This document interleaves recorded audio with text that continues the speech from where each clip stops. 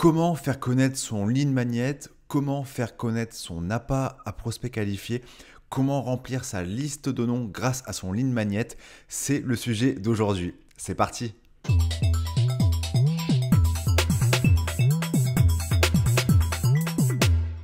Et je te souhaite la bienvenue dans ce nouvel épisode du podcast La face cachée du MLM. Je m'appelle Guillaume Ringot et c'est parti pour un nouvel épisode où aujourd'hui on va parler de lead magnet. Alors si tu ne connais pas ce terme, je vais l'expliquer. C'est le terme le plus courant aujourd'hui, c'est un mot anglais. Moi j'aime bien quand il y a des mots en anglais, essayer de les dire en français. Mais la lead magnet, c'est vraiment le terme qui revient souvent. On peut traduire ça par appât à contact, appât à prospect qualifié. Un lead magnet, qu'est-ce que c'est? C'est grosso modo un pot de vin éthique. Alors, qu'est-ce que je veux dire avec pot de vin éthique? C'est on va donner quelque chose en échange de quelque chose d'autre.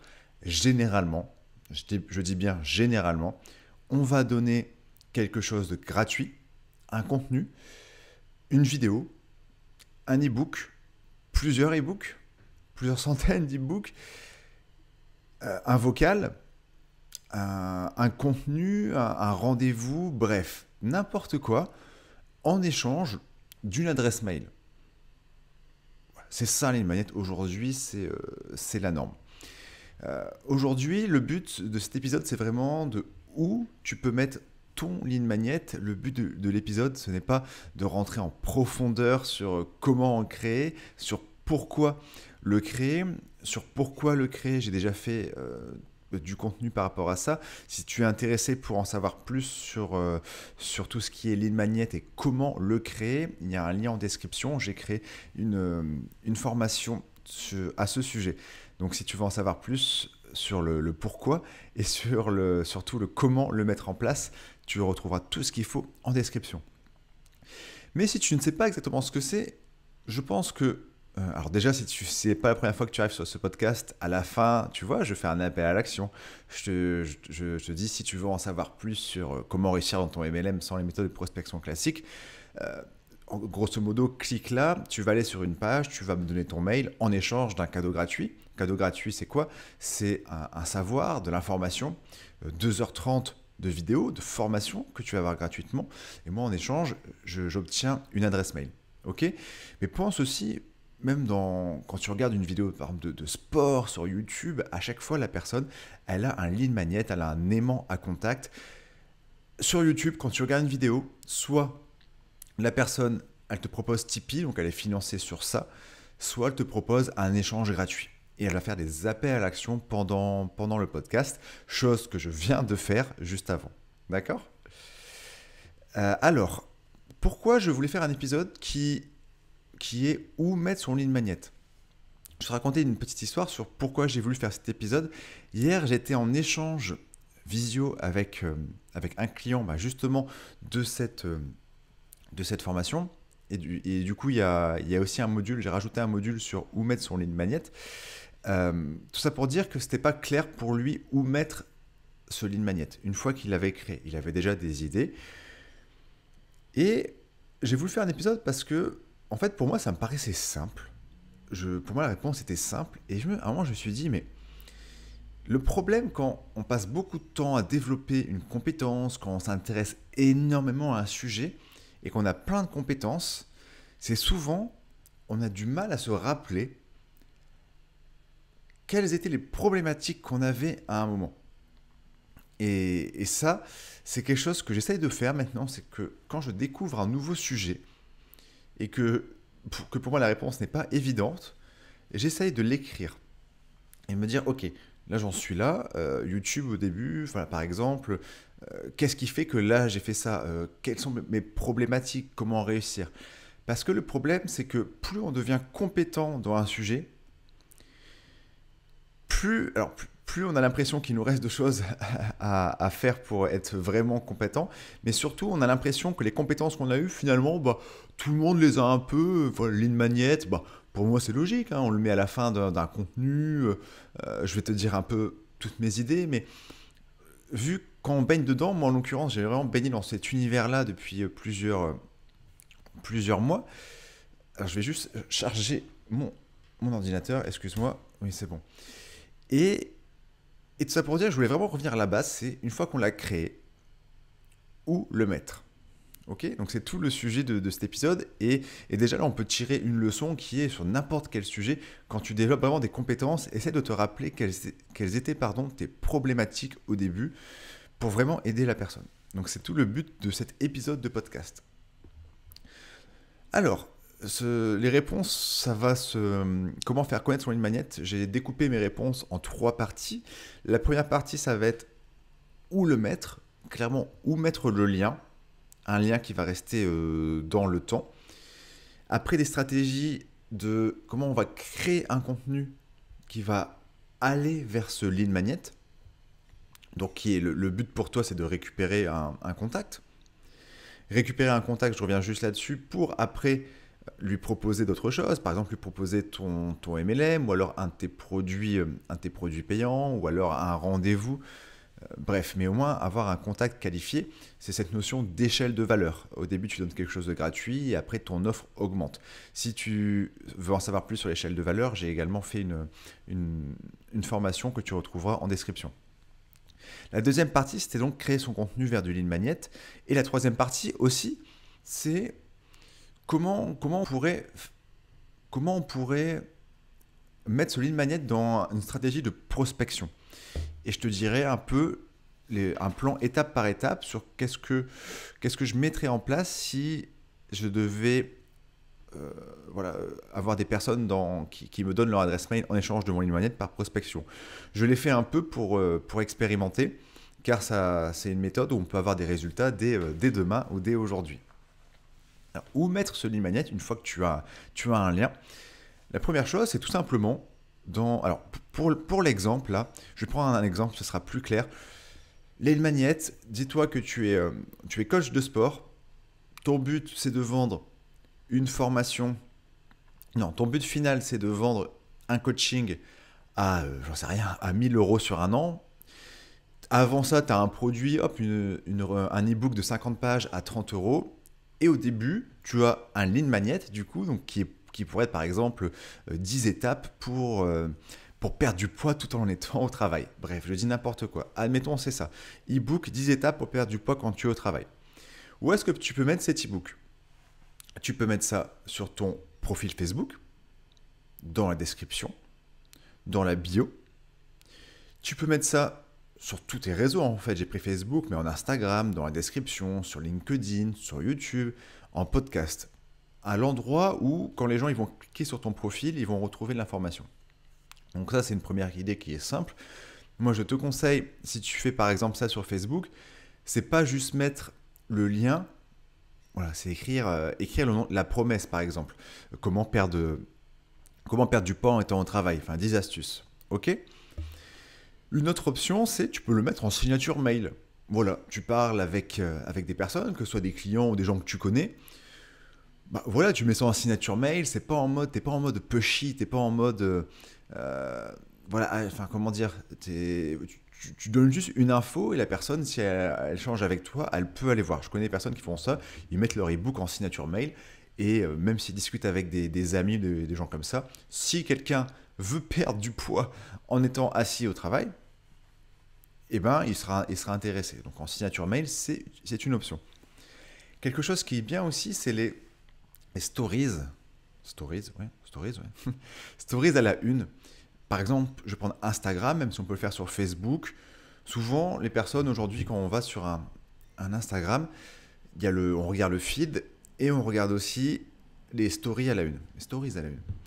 Et on peut imaginer ta première stories, bref, tu comprends, ta première story à la une, qui est un ensemble de stories où tu vas faire plusieurs stories qui vont amener à la fin à, si vous voulez en savoir plus, bah, cliquez sur le lien en description. Par exemple, disons que ton e-book, c'est 10 astuces, ton Lead Magnet, c'est 10 astuces pour perdre du poids au travail.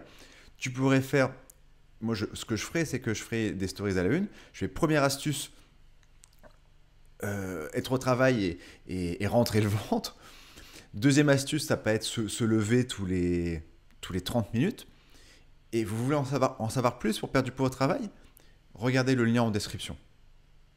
Et ça, c'est quelque chose qui va rester dans le temps, que tu vas créer une fois, qu'il pourra créer. Alors ça pourrait aussi rentrer dans la deuxième partie, créer du contenu vers le lead magnet, mais bon, c'est pas très grave.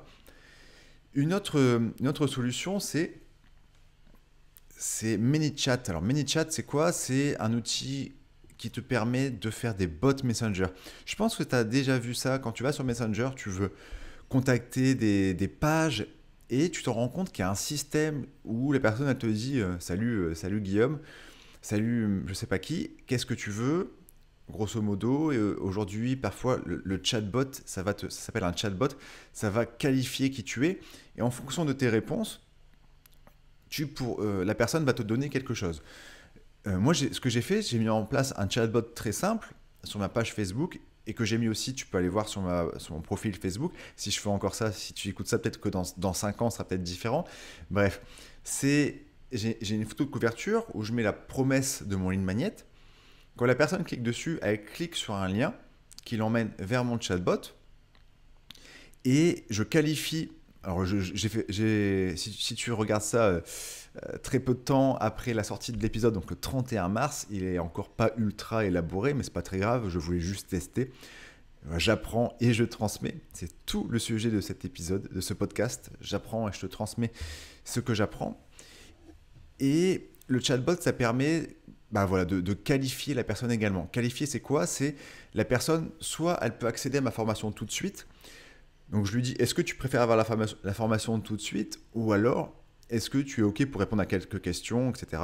Et il y en a qui répondent. Et là, je peux demander des questions genre, quel est ton objectif? Comment comptes-tu le faire? Des choses comme ça. Ce qui permet de te qualifier. Et à la fin, tu peux proposer également un rendez-vous. Bref, c'est encore autre chose, mais les chatbots, tout ça pour te dire que c'est une option à regarder et qui marche bien sur les photos de couverture Facebook. Ok, donc ça c'était pour où mettre ce lead magnet. Donc là, c'est plein d'idées. Autre chose, c'est le deuxième point que je voulais revenir, sur lequel je voulais revenir avec toi, c'est déjà te rappeler ce qu'est vraiment la définition d'un tunnel, d'un funnel de vente. Parce que tunnel, c'est même pas la bonne traduction. Je le rappelle, j'ai déjà dit, c'est funnel, qui est la traduction d'entonnoir de vente. Enfin, funnel, ça se traduit par entonnoir et pas tunnel. Aujourd'hui, on te dit, souvent les personnes pensent tunnel de vente, c'est forcément un ensemble de pages web ultra compliquées avec des vidéos bien foutues. Enfin, les gens vraiment pensent qu'un tunnel de vente, c'est un enchaînement de pages web. Un entonnoir de vente. Oui, ça en est. Mais parfois, on peut faire des entonnoirs de vente magnifiques juste avec Facebook sans créer de page web. Un exemple, c'est ce que je fais avec, on pourrait, par exemple, avec comment dire, tu crées un contenu, je prends un exemple concret, tu crées un contenu sur Facebook, donc un contenu, et par exemple, tu écris une astuce, comme je disais, pour perdre du poids au travail, et tu lui dis, pour les personnes qui veulent en savoir plus, envoyez-moi un message. Ça, c'est un tunnel, c'est un entonnoir. Parce que c'est quoi vraiment un entonnoir? C'est créer quelque chose qui va être vu par, on va dire, 100 personnes, et sur ces 100 personnes, tu en as X, 1, 10, 20, bref, qui vont vouloir aller plus loin, et à chaque étape, des personnes vont partir. Donc au final, l'entonnoir de vente, tout est dans la vie. Si là, j'habite à Lille, je vais à la grande place de Lille, si je crie à tout le monde avec un grand parleur qui a 1000 personnes, je m'imagine la scène. Donc imagine-toi, j'arrive à la grande place de Lille, il y a plein de monde, je prends mon parleur, je fais « Qui veut découvrir 10 astuces pour perdre du poids au travail ?» Sur les 1000 personnes, il y en a sûrement 990 qui vont me prendre pour un fou, et il y en a peut-être un, j'en sais rien, qui va venir et qu'il faudra en savoir plus.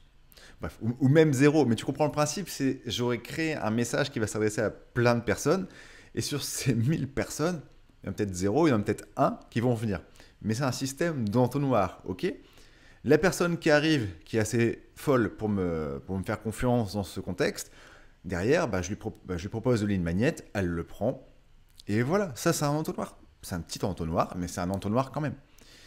Même dans le fond, la prospection, c'est un entonnoir de vente, car vous envoyez plein de messages, vous envoyez 100 messages. Il y a un moment, je faisais ça, j'envoyais un peu des messages au hasard en MLM. Euh, Bref. Et si j'envoyais 100 messages, après j'avais peut-être 2-3 réponses. C'est une sorte d'entonnoir, un peu différent vu que tu prospectes. Ok. Mais tout ça pour te dire que tout est un entonnoir de vente dans la vie. Et pourquoi je te rappelle cette définition? C'est il faut penser quel contenu, qu'est-ce que tu pourrais créer comme contenu, n'importe quoi, un contenu, un post Facebook, vidéo YouTube, podcast ou message dans un groupe Facebook, ça marche beaucoup aussi ça. Quel message tu pourrais créer, quel contenu tu pourrais créer pour donner envie à la personne d'en savoir plus? Quel contenu tu pourrais créer pour donner envie à la personne d'en savoir plus sur ton lead magnet, sur 10 astuces pour perdre du poids au travail? D'accord? C'est exactement le même exemple que je disais, story à la une. Si tu as un profil Facebook où bah, tu vois, tu fais un post, où tu vas mettre en avant peut-être la première astuce, où tu vas raconter ton histoire et tu vas dire, voilà, ton histoire, comment tu as perdu du poids au travail. Si vous voulez en savoir plus, et bah, cliquez ici ou demandez le lien en description ou écrivez info en commentaire et je vous l'envoie en privé. Ça, c'est un funnel, c'est un entonnoir de vente. Donc, toujours penser comment je pourrais créer un contenu logique qui amène vers un lead magnet. Ok. C'est et ça, je m'en suis rendu compte à la fin que j'avais fait mon plan pour cet épisode. Là, il y avait il y avait une raison logique que je t'amène, toi, que je te propose un produit que j'avais réalisé qui est comment créer un lead magnet. Pourquoi? Parce que là, je t'apporte une réponse à où le mettre, mais peut-être que tu n'as pas de lead magnet, d'appât à contact, donc ça fait sens que je te parle d'un produit que j'ai créé pour que tu mettes en place le lead magnet. D'accord? Avoir un lien entre le contenu et le lead magnet. Bien sûr, si tu es sur Facebook, il ne faut pas tout le temps faire ça. Alors, je parle de Facebook parce que je suis beaucoup sur Facebook en ce moment. Ça doit pas être, ça doit être une minorité de tes posts. Ok. Qu'est-ce que je voulais dire également? Oui, faire du contenu. Donc, du contenu, par exemple, un post Facebook. Je prends toujours cet exemple ou une vidéo YouTube. On va passer à YouTube. Une vidéo YouTube où tu réponds au pourquoi. Pourquoi c'est important de perdre du poids au travail. Ou alors tu racontes ton histoire et le e-book, c'est appel à l'action. Tu vas dire, ok, tu veux savoir vraiment comment j'ai fait? Eh bien, clique là. Le comment. Pourquoi on crée le contenu? Le comment, tu demandes le mail en échange. Ce qui marche beaucoup, c'est les listes. Comment on appelle ça? Les checklists. Tu veux avoir un bon profil. Alors, aujourd'hui, typiquement, Facebook. Là, je peux te pitcher, je te dis oui, Facebook, c'est ultra important aujourd'hui, blablabla, argument, il y a du monde, blablabla. J'ai réussi à avoir plein de prospects grâce à un Facebook profil optimisé. Tu veux savoir comment? Donne-moi, grosso modo, clique là et télécharge le PDF 10 étapes pour réussir sur Facebook, pour avoir un bon profil Facebook. Ok?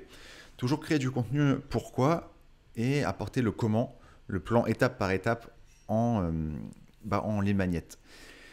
L'autre option qui existe aussi, c'est la pub payante. C'est la pub payante. C'est typiquement, tu vas créer tu vas créer une pub qui va résoudre un problème à la personne, sauf que là, avec la pub payante, tu pourras cibler des personnes qui ne te connaissent pas. Donc c'est un moyen aussi de faire connaître ton lead magnet. Moi, je te conseille pour la pub payante. Alors j'ai déjà fait un sujet de podcast, ouais, là-dessus il y a quelques temps. C'est une stratégie derrière ce lead magnet. Si tu n'as rien à proposer derrière en termes de payant, ou tu n'es pas sûr que derrière tu vas convertir les prospects là en clients ou en online, c'est comme voilà, enfin, c'est une expérience quoi. Attends-toi pas à gagner de l'argent la première fois que tu mets de la pub sur Facebook. En tout cas, il y a beaucoup de personnes qui voient ça comme le Messie. Mais là, je me perds un peu. C'est toujours pour dire qu'après la pub, si tu fais de la pub payante après ton lead magnet, et une stratégie derrière, et une échelle de valeur qui est déjà écrite, et déjà d'autres offres à proposer derrière. Une offre, ça peut être juste un rendez-vous. Si tu veux en savoir plus sur l'échelle de valeur, je te le répète, j'ai fait 5 vidéos là, enfin 5 vidéos. J'ai fait plusieurs vidéos là-dessus que tu retrouveras en commentaire. C'est ultra important. Et la troisième partie, c'est comment faire connaître mon lead magnet quand je prospecte. Ça, c'est une stratégie aussi. On peut avoir des résultats rapides. Moi, quand j'ai commencé le MLM, pendant 2 ans quasiment, alors comment dire, j'ai testé plein de sujets, plein de stratégies. J'envoyais des messages assez cash tout de suite. Est-ce que tu es OK pour en savoir plus sur une présentation? J'ai essayé de créer du lien. Qu'est-ce que tu fais dans la vie, loisirs, hobby, bref, situation. À un moment, je suis revenu, j'ai envoyé des vocaux au hasard, des profils sympas. Enfin, à l'époque, je pensais qu'un prospect qualifié, c'est quelqu'un en MLM, c'est quelqu'un qui avait un bon profil Facebook. Bref, ce que je fais pas du tout aujourd'hui, j'envoie des messages de prospection au hasard et du coup, jamais je n'apportais pas de réponse, je n'en ai pas identifié si mon prospect avait un problème ou pas. Et c'est tout le but, ce que tu peux faire en prospection.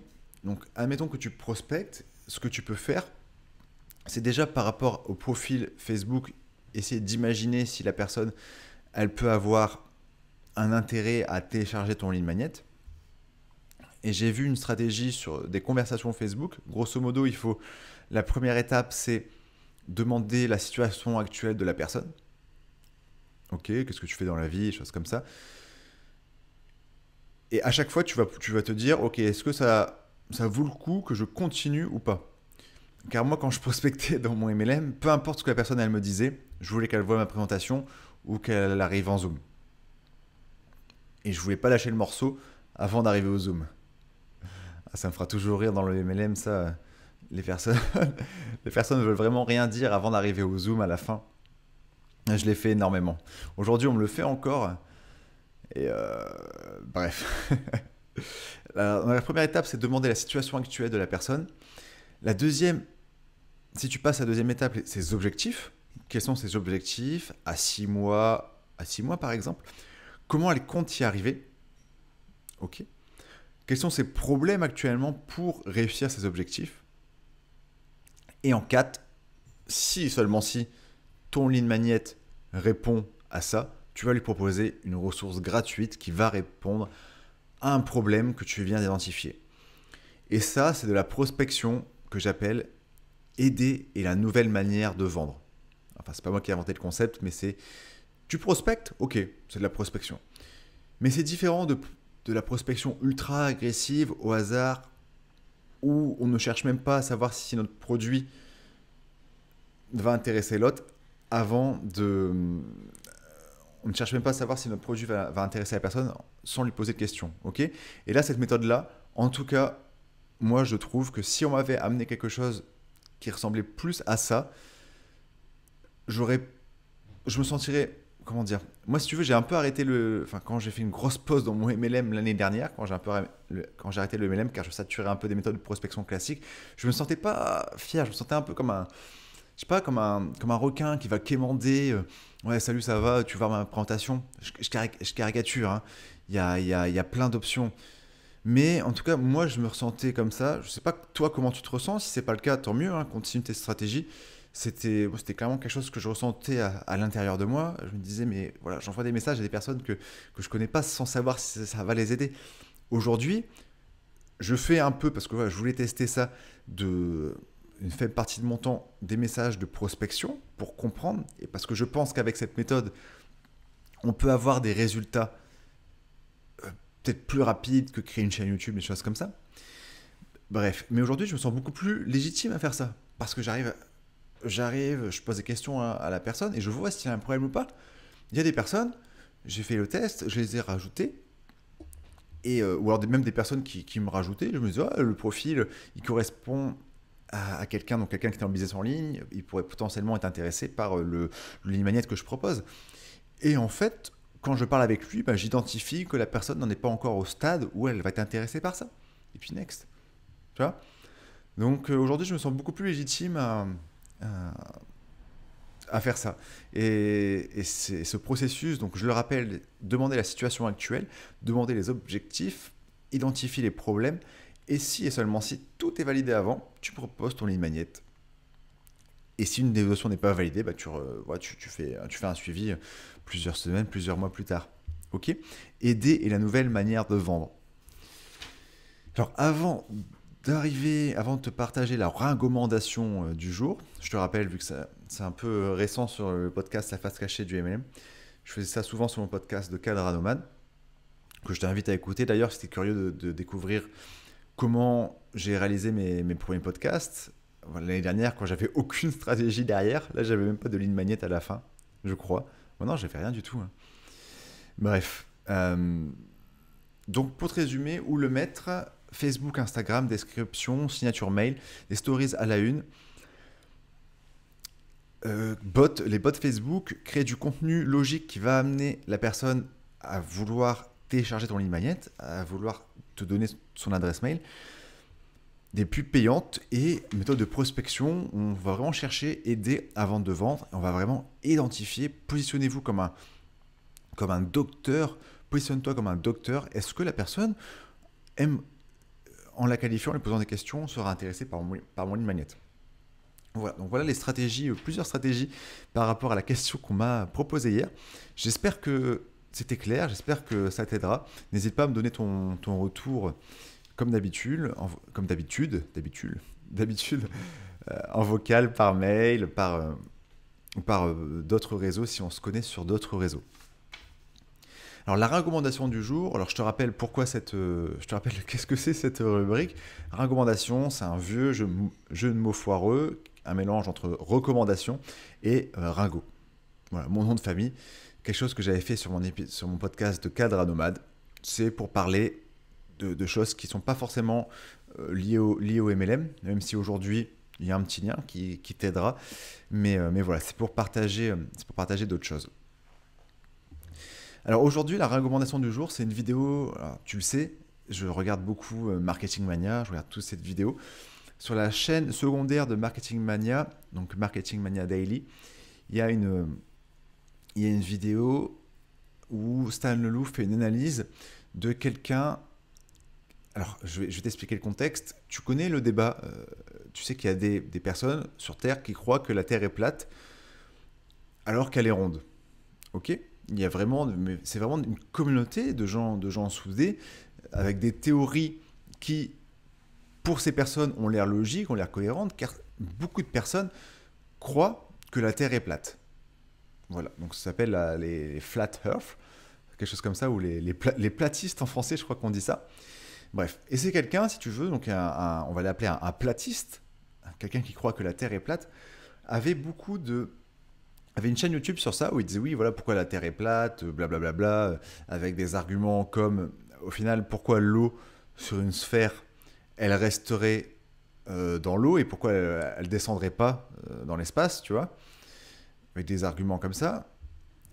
Et en fait, ce mec, quelqu'un d'autre lui a fait une vidéo YouTube. Et par rapport à cette vidéo, le mec qui croyait à la Terre plate n'y croit plus. Le mec qui croyait à la Terre plate n'y croit plus. Et ça, c'est incroyable. Parce que, est-ce que tu connais beaucoup de personnes qui ont changé d'avis sur un sujet comme ça par rapport à Internet? Parce que souvent, c'est quoi? Et dans tout dans la vie,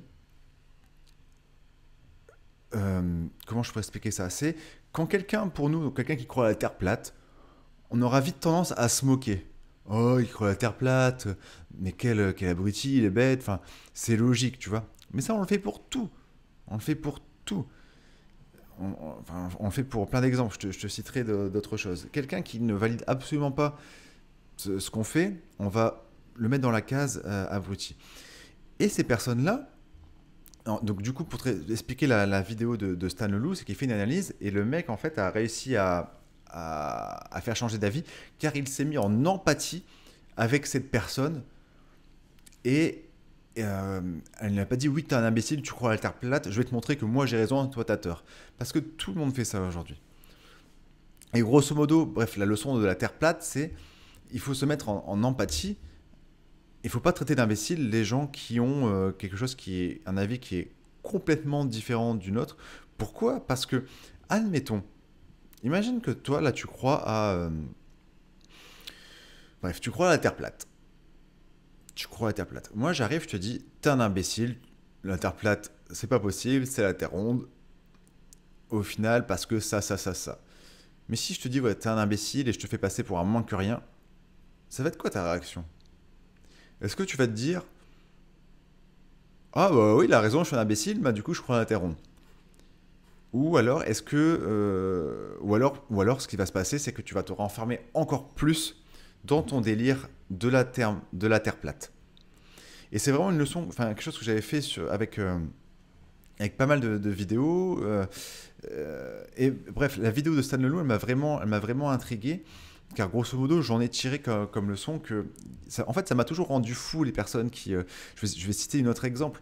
Une fois dans ma ville, dans une ville pas loin de chez moi, le FN avait fait un bon score et il y avait quelqu'un. Il y avait quelqu'un sur Facebook qui avait mis un post. Oh, tous des abrutis, notre ville a voté FN. Et je me suis dit, mais quel est le but de cette personne? Si le but de cette personne est vraiment que ses convictions, donc, qui sont contre le FN, aboutissent, c'est la pire stratégie. Cette réaction va entraîner une augmentation de pourquoi elle se bat. Et pour tout. Et typiquement, là maintenant je vais en venir au MLM, c'est aujourd'hui quelqu'un qui te dit c'est pyramidal, qui a des croyances, qui te dit que c'est une secte, mais si tu te brusques sans te mettre en empathie, bah t'es mort et le mec il va se renverser. Ah bah oui, il va rentrer encore plus dans son truc, dans son délire, ok. Donc bref, c'est vraiment une vidéo que je recommande, c'est vraiment une leçon de... Si vraiment on a une conviction de changer les choses, et si vraiment on croit en quelque chose, vos pires opposants, ne jamais les mettre en ridicule ou quelque chose. Et pour tout. Pour tout. Donc voilà, c'est une vidéo qui m'a beaucoup marqué car pour moi on peut en tirer beaucoup de leçons en MLM, se mettre en empathie et puis voilà et faire en sorte et comprendre qu'il n'y a pas que la même vision que la vision du monde n'est pas la même pour tout le monde. Et je pense vraiment que cette stratégie aidera les gens à changer d'avis. Par exemple, quelqu'un qui vous dit oui, c'est pyramidal ton truc, le faire peut-être changer d'avis un jour, car vous êtes mis en empathie. Et donc, au fond, cette stratégie améliorera vos résultats. Donc voilà, c'est une super vidéo, je voulais partager sur ça. Sur ce, je te dis à la prochaine fois. Ciao, ciao!